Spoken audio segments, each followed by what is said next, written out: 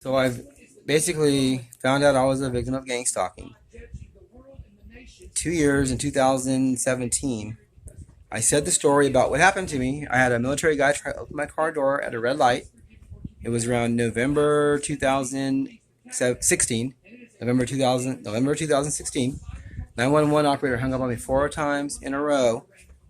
The 911 operator hung up on me 4 times in a row, 3 to 4 times. Guy pulled over to the curb, wasn't worried about any police coming. That was the beginning of hell. From that moment on, weird stuff started happening. I found some strange rice material moving around my apartment. I got my camcorder. I said, I believe it's coming from these creeps in these condos next door. 5 to 6 huge guys in suits came running out of the condos over to the security gate. They froze and they were sweating bricks. They were panicking. They pointed over at my studio. I uploaded the video to YouTube because I thought they were going to come here and kill me. Because I caught them doing some testing on me with some or whatever that stuff does, and then my video freezes. Then my entire channel freezes. My entire channel froze for like 13 hours. I went to a friend's house that night because I was terrified, and then some military guy followed me over there. He was across the street watching us. He had like an ear thing in his ear. 2 days later, I come back home. There's like 13 cops across the street. The neighbor across the street, they were going in and out of his apartment. He never resurfaced again. I saw him, I think, one time after that, 3, 4 months later. Possibly it wasn't him, though. Then April, well, there was other stuff. They blocked me at a red light, and the guy looked at me in the mirror and goes, so I was making videos about the stuff they were doing. He goes, look, I'm talking too much. He blocks me and a bunch of other cars at a red light. Another maroon minivan pulls up. The guy walks into traffic, walks up to my car. The front of my bumper blocks me and starts directing everyone to go around him, not to worry about it. Then on April 18, 2017, the clinic I go to, I don't know if I should even say anymore, but the clinic I go to basically was working along with the illegal military and the police. I come home and there's these two huge dudes, Marines, talking to some smaller dude in the condos in the parking lot. They look at me and they go, and they walk away. So I come inside. The day goes by. I do some Michael Jackson practice videos, dancing.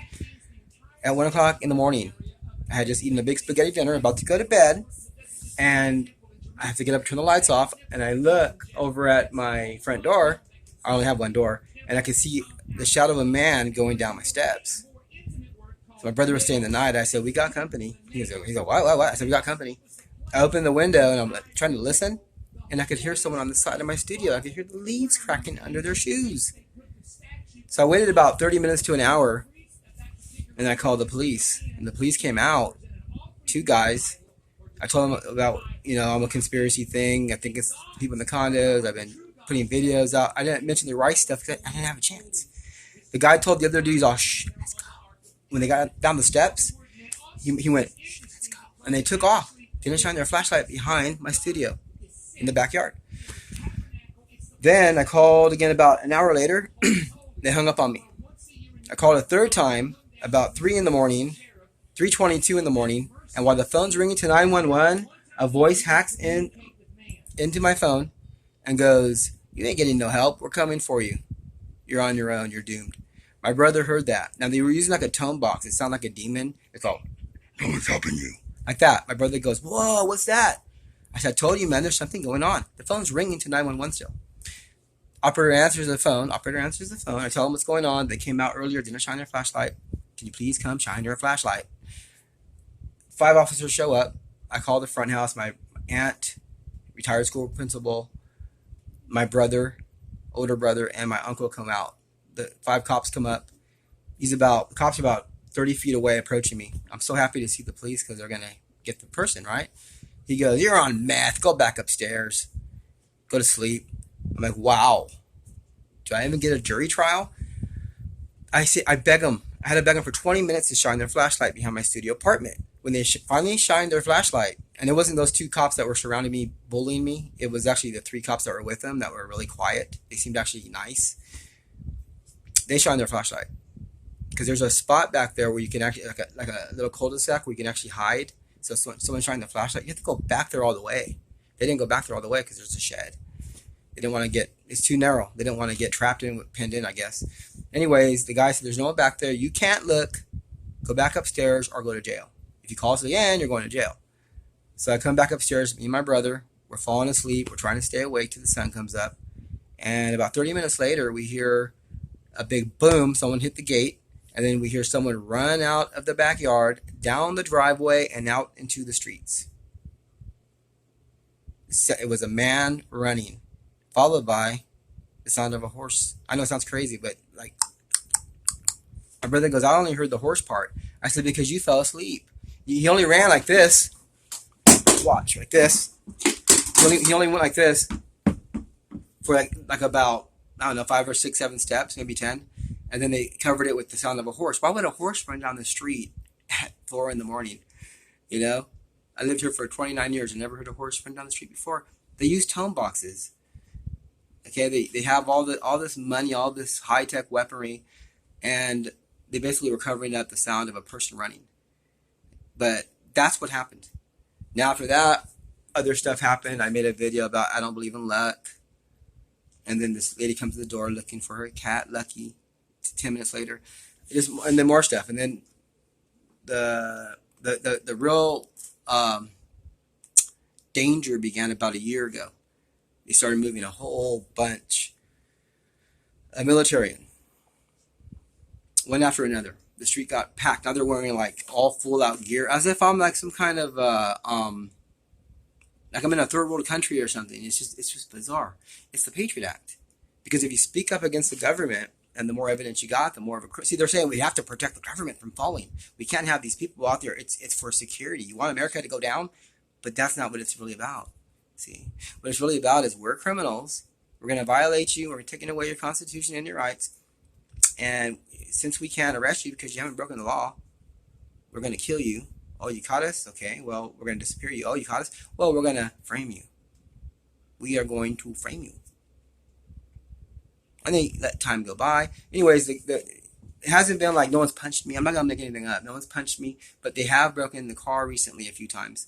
They have, 3 weeks ago, it was 4 things in a row. The first thing was a fire engine and a white car. I was trying to get in, and the guy in the car tried to run me off the road. Second day, I'm on the Freeway 8, and I'm driving, and suddenly the car goes boom, like something hit it. Like someone threw a rock at it. That's what it sounded like. It rocked, the headboards off, beep, beep, beep, beep, beep, beep, beep, like it was going to power off, but it kept going. So like, okay, it's running, the tire's not flat. Got to my destination, walked over to the passenger side of the car, and the handle was completely gone. But it looked like it was like lasered off. It was just a smooth cut. There's these 2 huge holes there now. That was the second day. The third day was I went to Oceanside. The third day I was pulling weeds out here, and the neighbor sold the house. That was like the last good person left. And the workers in the house said, hey, Corey, yeah, you out there. And I'm like, they're talking to me. I'm outside. I'm the only one out here. He goes, we're going to gangbang you, homie. You know what a gangbang is? We're going to get you, Corey. And he just kept talking and threatening me and threatening me and threatening me. And the proof it was me when I walked away. He goes, oh, no, don't leave, Corey. Oh, Corey's going to go cry. And then when I left, he was quiet. When I came back, he started up again. That was the third day. I went and told my aunt, who's a retired school principal, because she's a landlord. And I said, I can't even work for you because the guy's threatening me. She went over there and talked to them. They said they didn't know their boss's phone number. My aunt didn't catch it, but I mean, she would have caught this 10 years ago. They don't know their boss's phone number. Anyways, that proves it right there. They're trying to cover it up. Day 4, I go to Oceanside. It's fine, no problem. Get there, get to my friend's condos. Now there's a police car in there and there's a military van. Okay, whatever. I visit her, I leave. I'm back on the freeway coming back home, and there's military jeep suddenly on both sides of the freeway. Freeway 5. And there's like a colonel-looking guy, important-looking guy. And this military guy on a motorcycle gets behind me and starts tailing me for like 10, 15 minutes. I mean, like on my tail. Then toward the end, he looks around like this, and he goes down into his waistband. And I don't know, it looks like he brandished a gun. I don't know if it was a gun, I'm not going to lie, but something was there. It was like a tool, something. Scared the hell out of me. That was 4 days in a row. So from getting the car hit doorknob taken off, to threats are going to murder me, kill me. The other guy told the guy, you know what a gangbang is, Corey? The other guy working with him goes, shut up, man, you're blowing it. We're going to frame him real soon. You're messing it up. And then he goes, I don't care, man. I'm sick of it. Sick of what? Sick of what? Me telling the truth because you guys try to kill me? I found out some horrible information. I didn't use it to try to be the savior of the world. I just made a security net because they were coming to kill me. And said, it will be released if you hurt me or my family or my friends. So they backed off. Nothing ever got released. I kept it quiet. Public doesn't know. Then they came back and started terrorizing me. Now, in the late 90s, they were shooting me with microwave weapons. Can I prove it? No. But people on YouTube describe it, and that's what I was going through. I thought it was fibromyalgia. But what proves it was them is on New Year's 2000, something went, some kind of a weird sound going from Northfield Park to University, and it was the worst physical pain I've ever had. I was in the bed, like shaking. It was horrible. Now, I know it was some kind of a weapon, but that's basically what happened. They crippled me. So now I'm painkillers. Ha ha. Then they're going to say, oh, he's a druggie. He's a druggie and he's breaking all the law. They're going to keep flipping it. I just want to be left alone. I want to watch a TV program and eat a burrito and go to sleep. I'll be 50 in 10 months. I'm no danger. I'm a senior citizen, basically. Just about. Can't you guys just leave me alone? This is not the America that I remember. And I regret not loving the country as much as I do now when I was a kid. I took it for granted. I didn't know what the Constitution was about. I didn't even know we had these freedoms until I was in my 30s. I didn't know anything about it. Because they teach you in school, and the cops harass you when you're a little 5-year-old. They just basically tell us you're going to be what we tell you to be. You talk back, we're going to backslap you. You basically get pushed around. You did this. No, I didn't. You better say you did. If you don't say you did, we're going to give you some time in prison.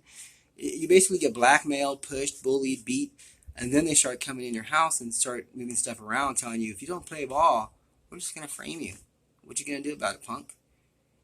I'm like, I'm the punk. I'm a Christian. I can't steal, kill, do anything like that. I follow all 10 commandments. What am I doing? What the hell am I doing? Nothing. Because I found out some horrible information because they were trying to kill me about organ donors being killed and more than that. And we all know what I'm talking about. I won't even go there. But basically, when you say something to protect yourself, saying if I die it's because of this reason, then they back off you. And it just confirms it's real. And then they come for you again. Now they have, like, on the freeway, every day, nonstop. The freeway is empty. I get on the freeway, there's like 40 cars, all military haircuts. It's called boxing. And what they do is they box you. And then if you look behind you, like 20 feet behind you, suddenly there's a huge space that goes about 60 feet.